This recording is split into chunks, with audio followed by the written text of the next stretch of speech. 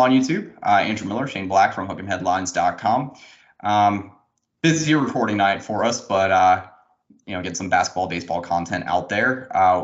We are looking at, it's not quite a midseason recap for Texas because I think we're at like the 30% mark, 35% of the season over with, something like that. But we're surely at an exciting stretch of the season for Texas baseball, to say the very least.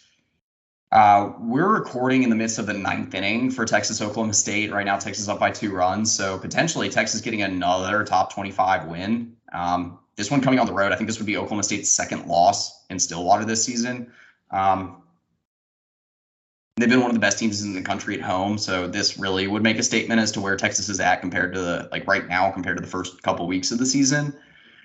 As it stands now, in the nation's longest winning streak at 15 games, potentially 16 here soon. Knocked on wood. I've been thrilled watching this team here the last three and a half weeks. Swept Texas Tech, number 14 ranked Texas Tech last weekend in the Big 12 opener. Last game before the Oklahoma State game was a 5-2 win over Texas A&M on the road, who was a preseason top 10 ranked team in the SEC. They've just kind of been thrown into a gauntlet and had a tough start to the season, but still a good team. I'm kind of blown away I'm very blown away by what this team has done. I think everyone is through the last few weeks. What are some of your thoughts? Yeah, it's been fun to watch. Obviously, it's always more fun when the team is winning. And I think a lot of people, including myself, are saying this after the 0-3 start up at Globe Life Field, not to panic, because 2 years ago Texas did the same exact thing. So this team certainly didn't panic and has obviously turned it around. I think we have some guys that at the beginning of the year we predicted would need to step up in a big way that have stepped up. There have also been a few surprises, which is there's definitely been some guys who, we're going to get into this, but Peyton Powell, who wasn't even a starter on opening day, is now one of the best hitters on this team. So, it's a fun team to watch, a lot of energy. I always like the way David Pierce manages get guys in scoring position, likes to be aggressive. So, no complaints at all. Knock on wood, if they can go to Stillwater and win this series, because it was interesting. After last start, I think they were 4-7. That would make sense. So 19-7 now. So they were 4-7. There was a 12-game stretch where the Longhorns were playing all, lower level D1 teams. They played Manhattan. I think they played North Dakota. So, teams that they should beat. And Occupy Left Field, shout out Occupy Left Field, one of the best Texas baseball followers on Twitter, put out a poll and was like, what do we expect from Texas during this stretch? It was like 12-0, 11-1, 10-2, or 9-3 at worst. I voted 9-3 or worse on it because what I saw from the first 11 games, this is a team that has talent, but they didn't have consistency. Obviously, they blew that out of the water and then turned it into 3 wins against Tech and won over A&M. So, that was a long-winded way of saying this team has been very impressive. Yeah, there's a lot of ways to spin the way that the team's been playing lately in a positive sense, just because obviously you've seen a ton of growth because, whether you want to say this team is inexperienced, which obviously there are phases of this lineup that are very inexperienced because you have multiple true freshmen starting, but you had a lot of roster turnover and, for such a new team, I think that's a good way to put it, 2 new key coaches in the fold. It's impressive that they pulled it together this fast, to say the very least. Lately it's been finding ways to win close games. 2 walk-off wins against Texas Tech, finding ways to get it done. This is usually the way you would speak about an experienced team that, maybe they get off to a rocky start with a really difficult schedule. I was kind of worried about that after that Cal State Fullerton series. That one was one where I really felt like Texas should have come away with a series win, and they did not find a way to get that done. But since then, it's a night and day difference. Texas on the season, I believe it's like a team ERA of like 3.35, which ranks in the top 40 in the country this season, which is a complete turnaround from what we've seen, especially from the bullpen in the last few years. And then the hitting. I mean, the run support has been literally a night and day difference. They've more than doubled their runs per game during the winning streak compared to the previous 11 games. It's a little north of 9 runs per game in the last 15 compared to a little over 4 runs per game for the first 11, which is crazy to see that type of turnaround that quick. The run support's made a lot of difference, obviously. You know, if I'm looking forward here, though, this Oklahoma State series is obviously one of the most important of the season. Yeah, I mean, if they're able to close this one out, we'll see. There's a runner on second already with no out. But if they're able to close this one out and get another win, that's a massive series win. I don't care if the winning streak is snapped. If you take 2 out of 3 in Stillwater, I consider that a major W still. And then you have another stretch of winnable games because it doesn't really get extremely difficult until you look forward to the end of April when you travel to Fort Worth to face TCU, and then you have Kansas the following week. Then you host a decent West Virginia squad. Like, here's the thing. If you manage to make it out of this stretch where you had to face Texas Tech to open up Big 12 play, a really good Texas Tech team, and then you had to travel to A&M midweek, and then you had to travel to Stillwater that weekend, this is the worst stretch of the season. Yeah. The sky's the limit if you can make it through this. I mean, the RPI is going to look pretty solid at the end of the season if Texas keeps winning either way. And so, I mean, get through this one. You can get a quality series win under your belt like this. You're in a position to host a regional if you even win 70% of your games to close out the season from this point on. So that's a fair point because Big 12, I'd say is a little bit down compared to previous years. Just like looking at teams at the top. I do think a lot of these teams in the conference are going to compete for a spot in the tournament, but it's not anything like the SEC, which just has, I think they have like 9 top 25 teams. So Oklahoma State's currently the top ranked team at 17, and I will note something that is happening in live time as we're watching. So Zane Moore is coming into the game. What David Pierce has done in regard to the rotation and bringing guys in, I'm a fan of, because he's not waiting around and waiting for bad things to happen. He's kind of being progressive and attacking these situations. I mean, Morehouse is probably harder tomorrow, and he's coming in right now in the 9th inning because Pierce sees we're 3 outs away from winning Stillwater. We got to get this win now. Lucas Gordon on Tuesday in College, same exact thing. Gordon came in for an inning, I think in the 7th. That's given all the guys he's turned to a lot of confidence. Yeah, I mean, you make a good point because Texas has completely changed the way that they look at using the bullpen this year. It seems like have taken advantage a lot more of the amount of like really solid and talented starting caliber arms that they have and use that well for matchups coming out of the bullpen, especially during weekend series.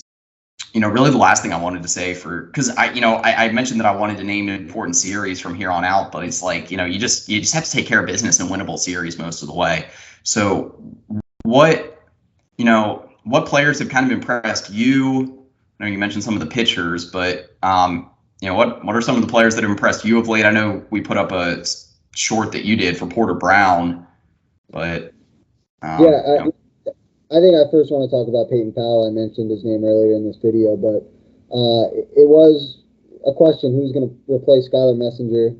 It seemed, through fall and once the calendar flipped that job was going to go to true freshman Jalen Flores, and it was Flores' job to start the year.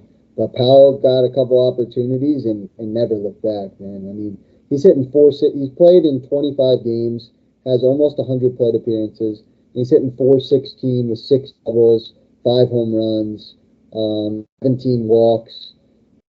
He's been incredible, and this is a guy who's in his 4th year in college, and he's kind of waited his turn. And similarly to Murphy Staley last year, Powell is turning into an all-conference player when it matters most, and he's been really impressive. Has had a pretty solid glove over at third. I know he did make an error tonight against Oklahoma State, but for the most part, like he's kind of been a godsend and someone you can just put right in the middle of the lineup. And that was a guy who, I have as being the possible DH this season, and he was gonna, get some run. Obviously, with a true freshman like Flores, it's not gonna be all smooth, but I would have never expected a breakout like Powell's having right now. And like I said, it's very to what Murphy Staley did last year. It is impressive. I mean, Powell is, I cited this on this site the other day. Powell is one of the 3 Texas hitters this season that has at least 5 home runs, at least 19 RBIs, and an OPS over 1,000. So, he's in a group with Porter Brown and Eric Kennedy, who have been 2 of the hottest Texas hitters here lately. I mean, I would say Garrett Guillemette, however you want to say it. I've heard it said so many different ways this season. He's been a really nice surprise behind the plate. His bat has provided a really nice spark. If y'all watching the game tonight, the Oklahoma State series opener, he belted a 445-foot home run out to center. Center field in Stillwater is one of the longer center field home runs that you can hit in the Big 12, and he had a no-doubter. But yeah, I think he's 4 home runs on the season now. I think that puts him at 19 or 20 RBIs. OPS, I believe now around touching 1,000. He's a bigger offensive presence than Silas Ardoin was. Defensively, I mean, Silas was money, but I mean, Garrett is one of the biggest surprises to me. I mean, I would turn to the not the starting rotation, but to the pitching rotation. Otherwise, like LeBaron Johnson and Charlie Hurley have been awesome. LeBaron's really been kind of like the midweek shutdown guy. He's had some awesome starts. What is he at now? How many wins does he have now? 3 or 4 on the season? I think he's 3-1. Yeah, LeBaron. Yeah, I think he's got 3 wins. Tremendous to see him really kind of find some confidence. 34 strikeouts in 30 innings. I mean, the dude's got a lot of heat. I mean, he's turned out to be one of the best strikeout pitchers that Texas has this season. And the other inconsistencies that you saw from him last season at times, a lot of those have been ironed out. I mean, he's not giving up as many walks. It's about a walk every 3rd inning this year. That is a pretty massive improvement. I think he's given up 1 or 2 home runs, a few extra base hits. He's really been a lot better. And he's been a real force in the pitching rotation, to the point where if he were I think he's been probably the 2nd best pitcher this season, at least in the starting rotation. Yeah, I think that's fair to say. I mean, he's a guy, he's so toolsy and kind of putting it all together. Like you said, the walk rate is down and the strikeout rate has always been up. He's just had those momentary lapses that gets him in trouble. But this year he's been absolute money. And nice for Pierce to have a guy who he knows he can turn to. And that's a guy who's going to end up pitching innings come May and June. Yeah, 100% right. The last one I really wanted to give a shout to here, because he's heating up, and I know he's one of the biggest names on this Texas roster, but it's Dylan Campbell. He's not only really heated up with the bat lately, because he looked like he was on pace to hit for the cycle for a little bit tonight. He started out the night with triple and a double. I think he's got 100%, or I think he's perfect fielding percentage on the season. Ranks 4th on the team in putouts, and 3rd on the team in assists. He's been solid with the bat and the glove here lately. Well, really with the glove throughout the entire season. But, I mentioned it at the outset of the season. We both did, that the outfield was probably going to be the strength of the, if not the team, the lineup, the offensive lineup. So, and I think in every regard, they've kind of been the strength, because EK is scorching hot lately with the bat. Porter Brown's been good all season too. So, but I would say cap this video on this. Well, we're 19-7, 3-0 in the Big 12 right now. We'll see if Texas can close this game out here shortly. It's 2 outs, bottom of the 9th. You know, what are you thinking for like postseason expectations? Maybe. Yeah, I mean, so they're 21st in the country right now. I do think, obviously, they stacked some wins in the non-con towards the end, but coming out of the just not being able to pick up those big wins in the opening series in Globe Life, and then dropping that unfortunate game to LSU, you're not going to have really good looking wins on this resume, even if Texas is to kind of go throughout play and play well. So I think being a top 16 seed and hosting a regional is something that you can strive for. I think it's on the table. I don't know if they have what it takes to push that way into the top 8. I know super regionals are going to be reseeded this year for the first time, so maybe that won't even.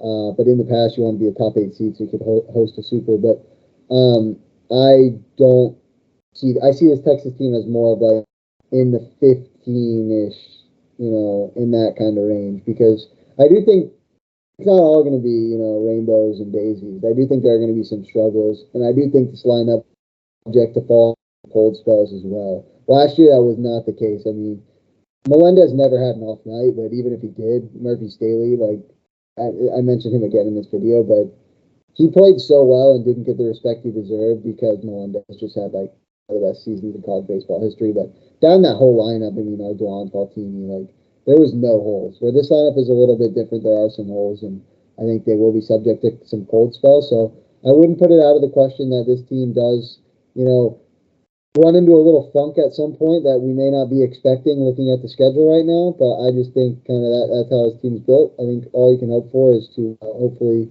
playing well once May comes around. But I'm going to go out and say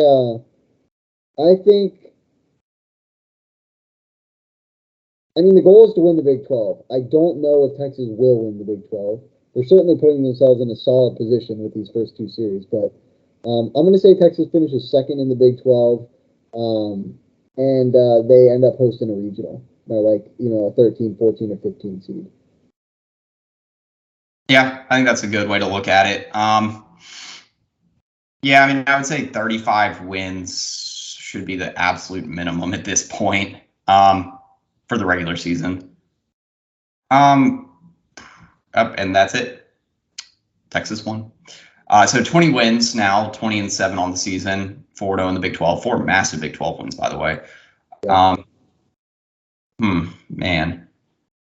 Yeah, I mean, I would probably say at this point, especially if they win this series, I'd probably say a 10 to 12 seed for the regionals. Yeah.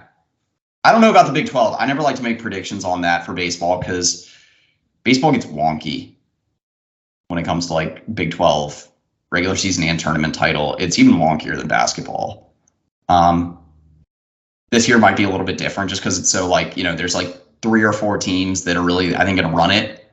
And Texas looks to be in that group now, firmly in that group, maybe at the top of it. We'll see. But yeah, it's interesting. I mean, I never thought we were going to be in this spot talking about a 16-game winning streak. So yeah, it is crazy to see the turnaround, for sure. That's about all I got for baseball. I'm a little bit tired now. Yeah, no, that's all I got to. I have to say that it's fun when, like, obviously the basketball team suffered a tough Elite 8 loss, but you can switch your focus on to Texas baseball now, who's riding a 16-game winning streak. A lot of other athletes going on. I'm a tennis fan myself, so Texas men's tennis is number 1 in the country. Elliot Spizzirri is the best collegiate player in the country, so there's always a lot going on in the 40 acres, which is that's true. Makes us. But anyway, for Shane Black, Andrew Miller at HookMheadlines.com, that is pretty much it. Welcome.